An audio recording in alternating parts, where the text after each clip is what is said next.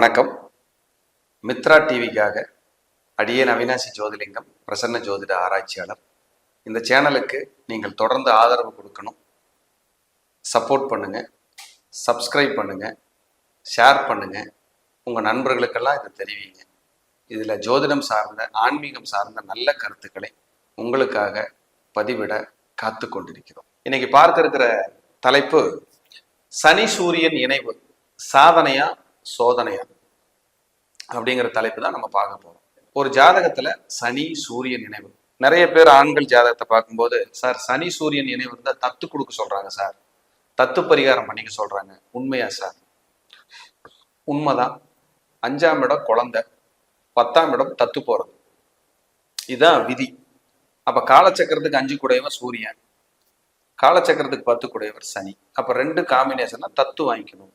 அது ஏன் சார் ஆண்களுக்கு, பெண்களுக்கு அப்படி இல்லையா சார்? பெண்களுக்கு அந்த சூரியன் சனி இன்னொரு மாறுபட்ட கோணத்துல அது செயல்படுது, ஆண்களுக்கு மாறுபட்ட கோணத்துல செயல்படுது. ஆண்களுக்கு தான் இது. ஏன்னா சனியும் சூரியனும் புராணங்கள்ல பகையா கருதப்படுது.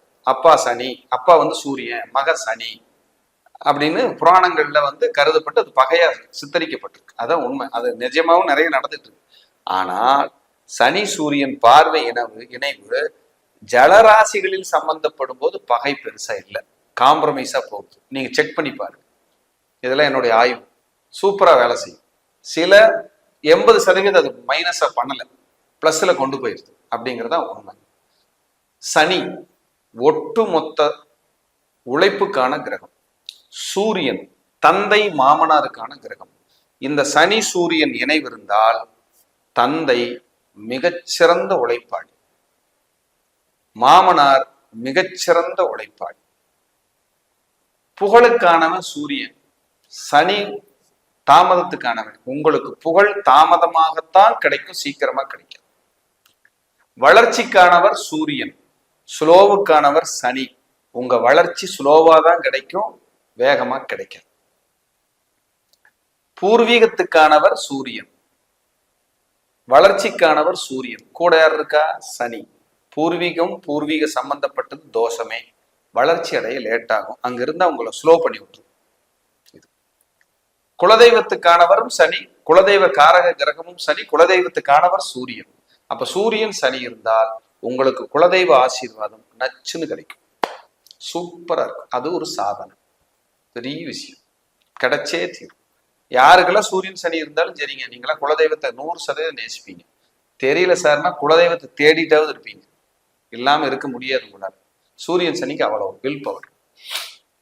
சூரியன் அப்படின்னா உங்களுக்கு புகழ், சனின தொழில். அப்போ உங்க ஜாதகத்துல சூரியன் இருக்கிறதுக்கு முன்னாடி சனி இருந்து அடுத்து சனி போய் சூரியனை தொடுதுனாலே நீங்க தொழில்ல புகழ் அடைவீங்க, வளர்ச்சி அடைவீங்க. மாற்றுக்கிறதுக்கு இடமே கிடையாது. அதே சூரியன் போய் அடுத்தது சனியை தொடுது, இது சூரியன், இங்க சனி, அடுத்து போய் சூரியன் போய் சனியை தொட்டா. நான் முதல்ல சனி போய் சூரியனை தொட்டா என்னன்னு சொல்லிட்டேன். சூரியன் போய் தன்னோட நகர்வுல சனியை தொட்டா தொழில்ல, புகழ்ல, பெருமை, பெயர் புகழ் எல்லாமே லேட் தான், உடனே கொடுக்காது. அது லேட்டா கொடுத்தா தான் யோகம்னு சொல்லுது. நம்ம லேட்டா வாங்கிக்கிட்டா தான் நல்லதுங்கிறது. இதுல மாற்றுக்கிறதுக்கு இடமே இல்லை. சனி அப்படின்னாலே உங்களுக்கு கர்மா, சூரியன் அப்படின்னாலே உங்களுக்கு பாட்டனார், முன்ஜென்மம். அப்ப கர்ம வினைகள் அதிகமா இருக்கு.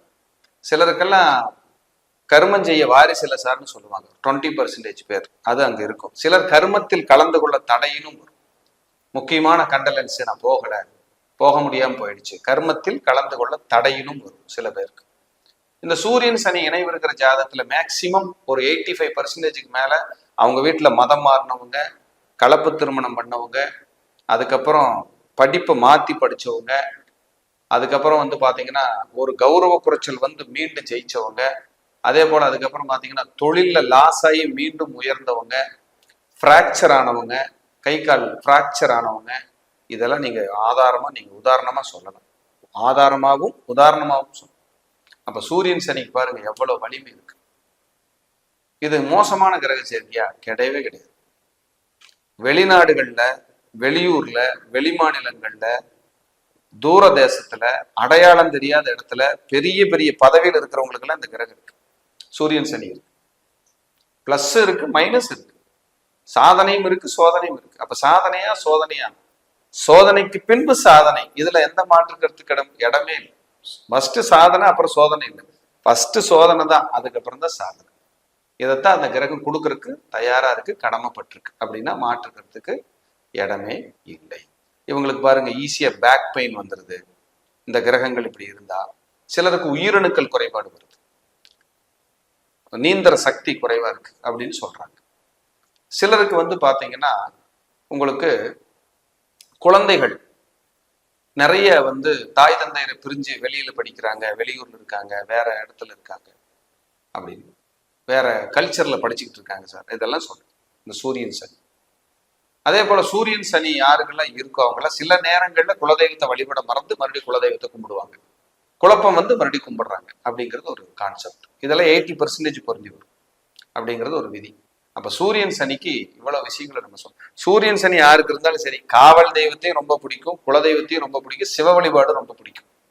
ரொம்ப ரொம்ப நெருங்கி ஈஸியா அதை வந்து ரொம்ப லைக் பண்ணுவாங்க அந்த வழிபாடுகள் எல்லாம் அப்படிங்கிறது ஒரு கான்செப்ட்.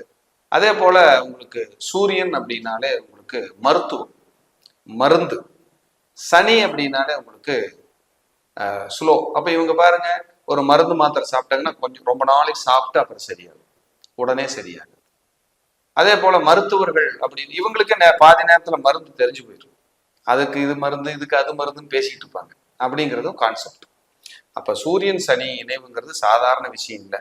சாதனையும் இருக்கு, சோதனையும் இருக்கு. ஆனா ஃபர்ஸ்ட் சோதனை, பின்புதான் சாதனை. மத்திம வயசுக்கு மேல உயர்த்தி அழகு பார்க்கும் இந்த கிரக சேர்க்கை. அப்படின்னா மாட்டு காவல் தெய்வ வழிபாடு நிறைய பண்ணுங்க, குலதெய்வத்தை கும்பிடுங்க, சிவபெருமான் வழிபாடு நிறைய பண்ணுங்க.